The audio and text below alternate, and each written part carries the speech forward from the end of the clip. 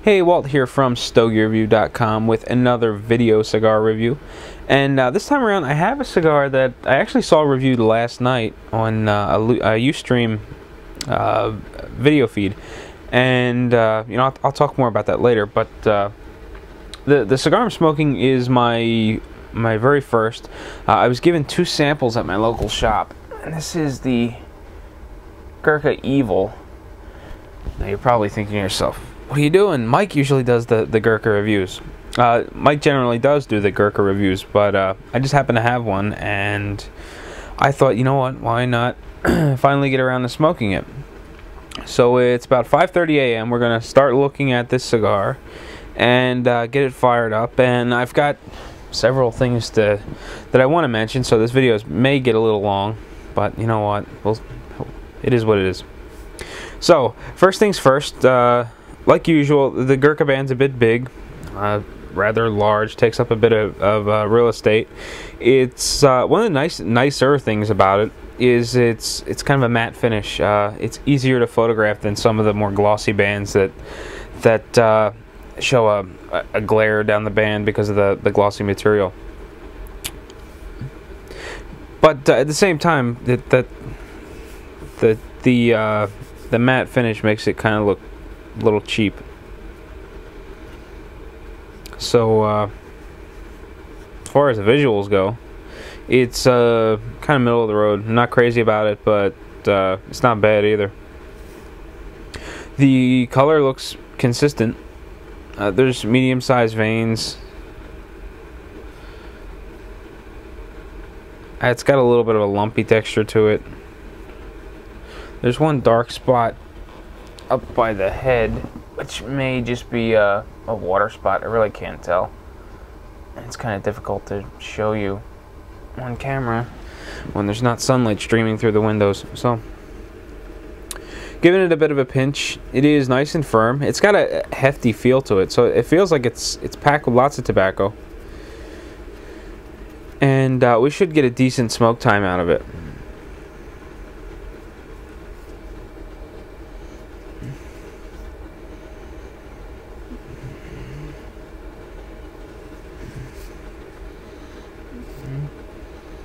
It's got a bit of an earthy aroma to it, especially at the foot.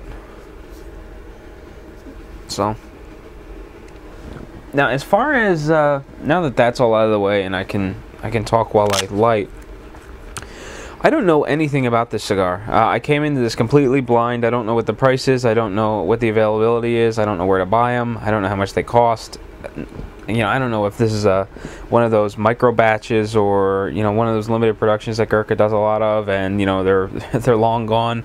But I was watching. I was on Twitter last night, and there was a tweet about the Lady of the Sticks Ustream channel, and it sounds kind of pornish, but it's really not. And in the past, I had watched one of her videos, which is entitled "Simply Smoke and Ashes." She does like a weekly live feed, but a lot of times it's on later than I care to be sitting in front of a computer, and I never really get to catch the live stuff. So I watch the recorded stuff when she's finished, and I might watch it a day or two later, whenever I run into it. But last night I was killing some time. Excuse me. And I decided to hop over to her Ustream channel and get caught up. She's 4 episodes in. I watched the first episode, and then last night I watched the episodes 2 and 3. And then I decided to watch the live stream last night. I was up a little bit later than usual. I kind of had a couple of things going on. I was watching sort of half paying attention to Top Gear in the background on TV, an old rerun, half paying attention to the Ustream live stream, and half paying attention to the chat. I know that's a lot of halves, but I swear that's how it worked out. And so the Gurkha Evil was featured, and it wasn't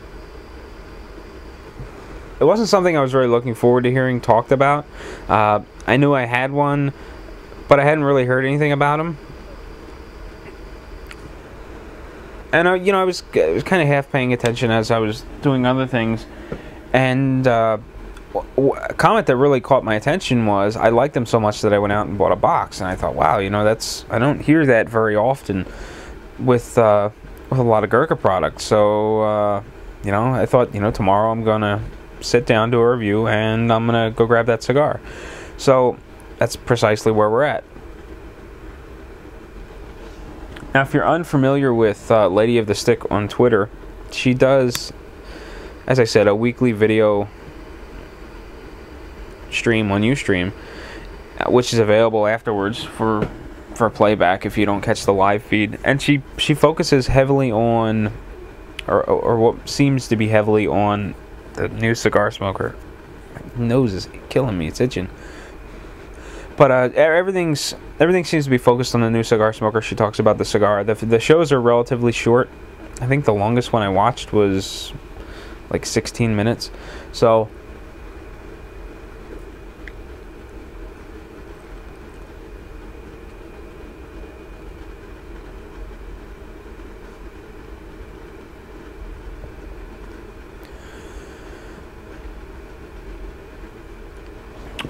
the draw is too stiff for starters.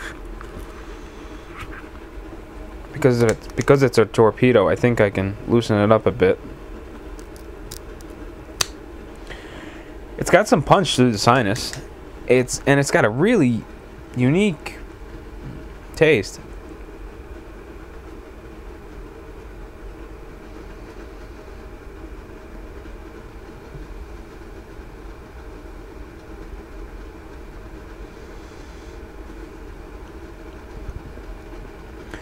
It's kind of sweet, but it's kind of not.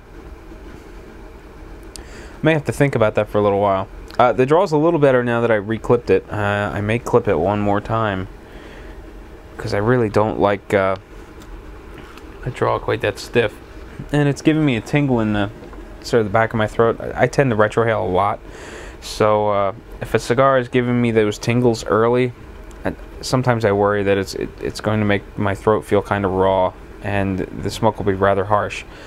But it's still early, so we'll see how it goes. See, I don't want to forget anything.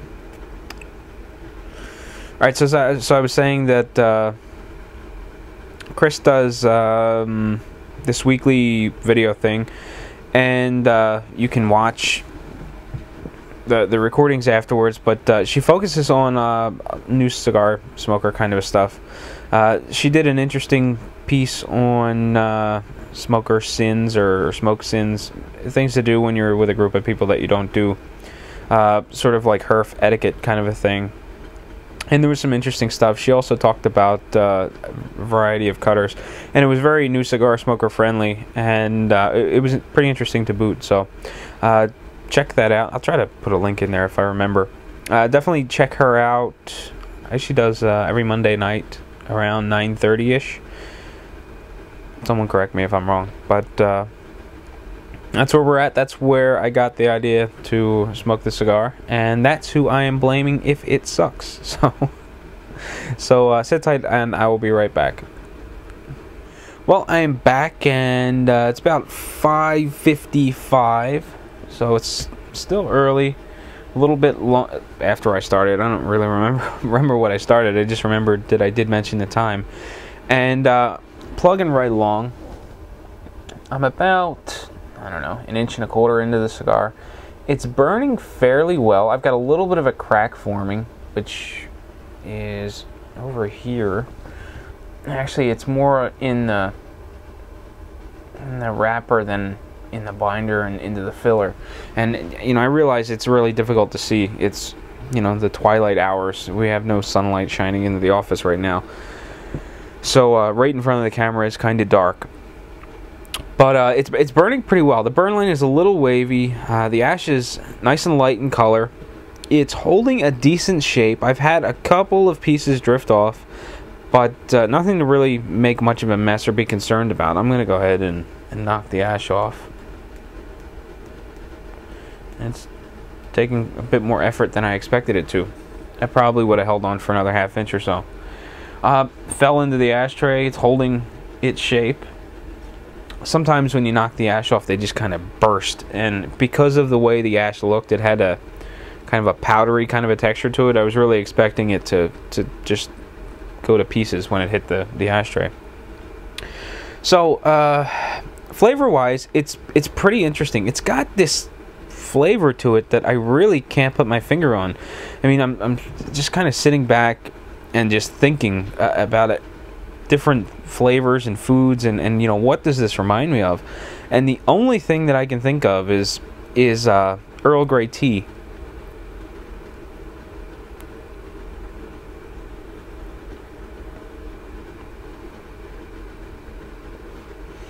Like if I were to go upstairs and grab a tea bag, an Earl Grey tea bag, take it out of the package and just start chewing on it, I think that's what would most resemble this cigar. It's got like a dry quality with a bit of an oily aftertaste that you get out of Earl Grey tea. I don't remember what the oil is that makes Earl Grey tea Earl Grey, but this kind of reminds me of Earl Grey tea, only not liquidy like when you make yourself a glass of tea, more dry like if I were to just chew on the raw leaves or something. Aside from that, the only flavor component I'm getting out of it is like a really dark kind of earthiness. You know, I know earth and dark kind of go hand in hand, but it's, you know, it's not really distinct. Nothing is jumping out at me, and it makes for an interesting flavor profile, but not being able to pick anything out makes the flavor profile seem kind of muddy, and I like the flavors to be a little brighter and crisper. But it's really not bad. I'm enjoying it a bit this morning. As far as the body goes, it's probably medium to full. The flavor intensity is probably medium. I'm not noticing any sort of nicotine kick. I mean, today is a typical work day. Roll out of bed, jump in the shower, and because I'm working from home, it's a matter of you know, getting downstairs in the office and lighting up a cigar before my wife gets up and gets ready to leave for work, and I have my daughter all day. So I start my day usual time, and in this case, I'm smoking a cigar first thing in the morning. Haven't had breakfast yet. I am sipping on a cup of coffee, and even, you know, factoring all that stuff in, you know, the nicotine level is not too much at all. Actually, it's not bothering me one bit. The draw was a bit stiff to start, but it's really not too bad now. It gives me a nice mouthful of smoke. There's a bit of resistance. The smoke coats the palate well. It's easy to get through the sinus, and it's still bothering the back of my throat just a little bit, just a little harshness, and you know, I'm afraid that that's not going to go away, and it's just going to build and get worse. But I'll keep sipping on coffee, and we'll see where it goes. So I mentioned earlier that Mike generally does the Gurkha reviews, and the reason being is that Mike doesn't have a cigar shop really close by, so he does a lot of his purchasing online. He also does that to save a bit of money, being on a fixed income. Me, on the other hand, I like saving money, but at the same time, I like giving business to local guys. Now, when it comes to Gurkha, I don't like buying locally. Actually, I won't buy locally. And because I won't buy locally, I won't buy the line on. I won't buy the brand online either. And the reason being is just there seems to be too big of a bridge between local pricing and online pricing. For instance, there's this cigar that Mike smokes. It's the Gurkha Cognac, or the Gurkha Grand Reserve, and it's infused with cognac. He likes to smoke it every now and again. He tells me about it every time I talk to him. You know, he brings it up about how nice this cigar is. Even for a flavored cigar, it's a nice change of pace, and he likes it. So one day I was walking through my local cigar shop, and there was a small display case.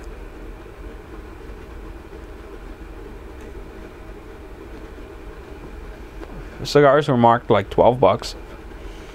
So I took a picture and I sent it to him, and he said, "Yeah, you know, the pricing is pretty good. You know, it's a little more expensive out by my house." But he said, you know, I bought 10 of them online. I got a 10-pack for $30. Like, you know, how can that be? You've got local cigar shops selling them for, you know, $11 or $12, and you can get them for $3 online. So that tells me that there's just too much, you know, there's just too much of a price difference there. So I don't like buying the brand at all, you know, because if I'm buying locally, I feel like I'm being gouged. If I'm buying online, I'm not supporting a local retailer. So a lot of times, if I can't buy locally, I'll pick up the phone and call, like, either, most times it's Buckhead if I'm buying a box. And you know, I'll shop the area. If I can't find something, generally I don't smoke it.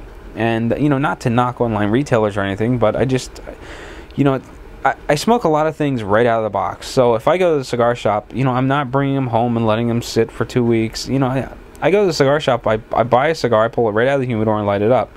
And the cigars that I buy, I generally smoke throughout the week. You know, some of them end up sitting for a while, but I like to smoke them right away. The last order I got from Cigars International, I mean, that sat for... It's still sitting, and the last one I had still wasn't ready to smoke, and it's been sitting for like a month. You know, they're just too wet. Now, when I'm smoking locally, or I'm ordering from a smaller B&M like Mike and Buckhead, you know, when those cigars show up in the mail, it's a matter of just cracking open the box, grabbing one, and lighting it up, and it's good to go. Even that short trip in the mail doesn't hinder the cigar. It seems to smoke just fine. So I don't know whether it's just the warehousing in these larger places or what's causing the cigars to take so long to acclimate. But I just prefer local cigars, even though I do pay a bit more for them. You know, that went really off topic, away from buying Gurkha. But so these cigars I got locally, actually. One of the really nice things about getting in tight with a local cigar shop is when reps come in, either if I've met the reps before, I've generally met them at the cigar shop, so they know that I go to that shop, or the owner, Kurt in this case, would tell the reps that, you know, I go there, and he would ask for a couple of samples. And in this case, the Gurkha rep stopped by, and Kurt grabbed me 2 Gurkha Evil samples while he was in. And then the next time I was in, he handed them to me and told me to give them a shot. They've been sitting mainly because I tend to shy away from the Gurkha stuff for that reason, the huge price difference between local and online. And these wound up sitting for actually a couple of months. So it wasn't until I saw the Ustream broadcast last night that I decided to finally light one up. And so far it's doing pretty well. So we'll see how it goes. So until the next third rolls around, which is like in a second or two, sit tight. Well, I'm back and about ready to close out the second third of my Gurkha Evil. And as you can see, I've still got the band on, and generally I take it off long before now. But the reason being is I had a crack develop. Actually, it's kind of like right in front of the camera. But again, because of the lighting, it's tough to see. But basically what happened was I got a crack that ran down the cigar, and I had some wrapper lifting up away from the binder, and there was a bit of swelling, and the only thing that seemed to stop that crack was the band. And now I'm like dangerously close to the band, and it's about time to remove it. And the reason that I left the band on was it seemed to compress the cigar and keep the crack from spreading. I thought as soon as I pop it off, you know, this split's going to run up the cigar, and it's going to get even worse. So I wanted to kind of hold off and see what happened. So now I've got a little bit of swelling. It's made the band even tighter than it was. So we'll see if we can get it off without damaging this stick.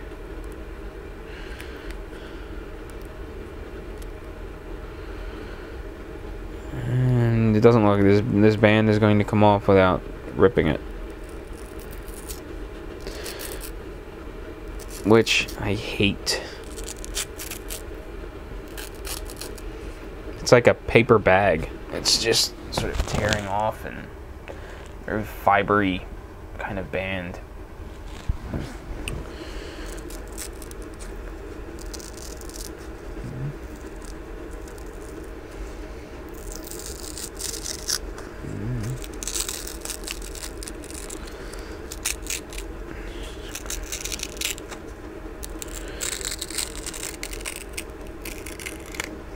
I mean, that... Did it really have to be that hard? So that's off.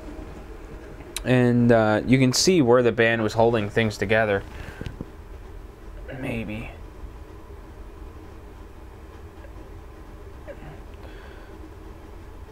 But hopefully this split stops there and doesn't get any worse. But you know, in the flavor department, things really haven't changed. I was debating on whether or not I wanted to come back. Because this is a first impression video, you know, I don't want it to get too long, but, you know, just throwing some stuff in iMovie, it looks like it's already about 18 minutes. So, you know, the whole quick video is completely out the window, so we might as well just go all out and let it be long.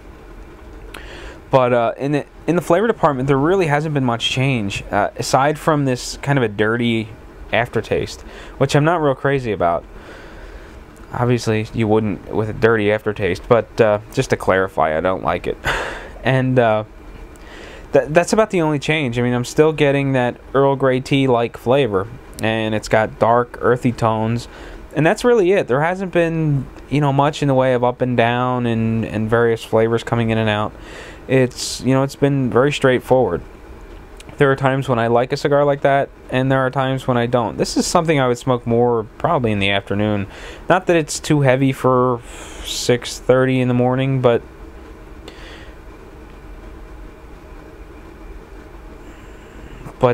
you know, this is just something that I would probably pick up later on in the day. And you know, later on in the day, I like varying flavor profiles. In the morning, I don't mind a straightforward flavor profile, but you know, this isn't really, so far, this really isn't anything to write home about. It's not bad either. It's one of the better Gurkhas that I've smoked. Actually, the last one I had was probably one of those Class Regents. I think they still make them. I bought the 10-pack several years ago, and I came across what was left of that 10-pack, which was probably about 7 of them, maybe a year and a half ago, and I smoked one, and it wasn't bad. It had a bit of an aftertaste. Like a dirty aftertaste. For whatever reason, Gurkhas seem to have that aftertaste to me. But I like this one better than that old Class Regent, which was my favorite of the bunch back then. I also like the double arrow or triple arrow or whatever they were. I don't remember. It switched. It was labeled Gurkha, and then it was labeled Kehan Sosha. So I don't remember what it was, but I don't smoke Gurkha often, as you can tell.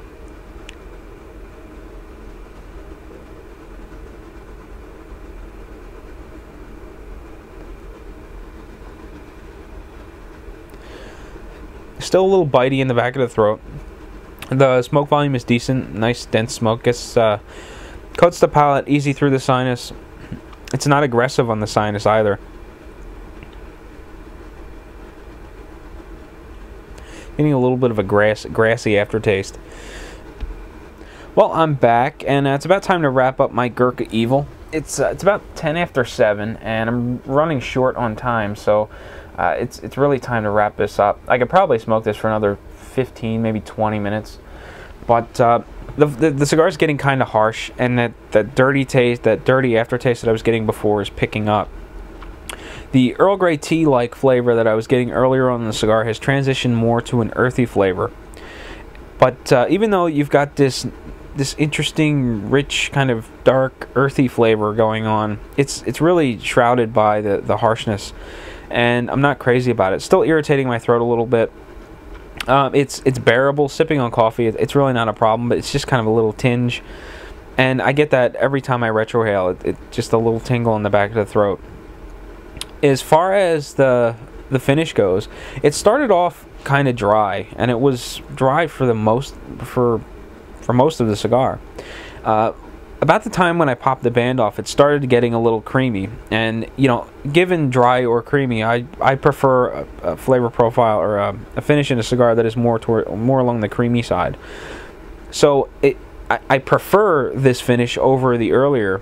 But it's kind of late to be coming on, and with all the harshness going on, there's really, I'm not really crazy about the creaminess in conjunction with the harshness. If the harshness were gone, I would like this cigar more now than I did earlier on. As far as the body's concerned, it's probably medium to full. The flavor intensity or flavor level is medium. The nicotine still hasn't been an issue, so it's not overwhelming, especially, you know, before breakfast, early in the morning. It's not a problem. The the crack that I showed you right after I pulled the band off, it wasn't a problem. I burned right through it, and I haven't seen any more develop. I mean, I've got a small crack that I'm looking at now, but the wrapper is not lifting, and it doesn't look like that crack's going to get any worse. Now, when I do burn down to the end of it, the leaf is probably going to lift. It's just kind of a crack in the middle of nowhere. The smoke volume is still good. It's coating the palate well, easy to get through the sinus. It's dense. The cigar is smoking cool, so it's not getting harsh. It's not getting soggy. It's still very firm. So in terms of smokability, this cigar is doing well. The flavor is a bit straightforward for my taste, and you know, overall, you know, I don't know that I'd run out and buy this cigar, mainly because, like I said earlier, I don't like the whole price structure of really cheap online and expensive in-store. So I tend to stay away from brands like that. Even though I'm probably not being gouged, I feel that way because I buy, you know, the bulk of my cigars locally. And, you know, I don't want to feel like I have to go online to get a good deal. I want to walk into a cigar shop and pick up a cigar that I feel is fairly priced, even at the local level. And a lot of times, you know, I don't feel gouged spending, you know, like $6 in line for an Oliva O, and then going online and getting a 5-pack for, you know, like $25 or something like that. So I don't, in a lot of circumstances, I don't mind paying a little bit more, but in this case, or not necessarily this case, but in the case of a lot of Gurkhas, I feel like I'm spending a lot more, and I simply just avoid them, just, you know, just because of the high price tag. And again, I don't buy much online, so it makes Gurkha one of those brands that I rarely smoke. I wouldn't mind smoking another one if I ran into the rep and he handed me one. I certainly wouldn't turn it down, but this isn't something I would go seeking out. This isn't something that I would consider buying a box of. You know, that's pretty much all there is to say about the Gurkha Evil. And, you know, this video is going on for a very long time as it is.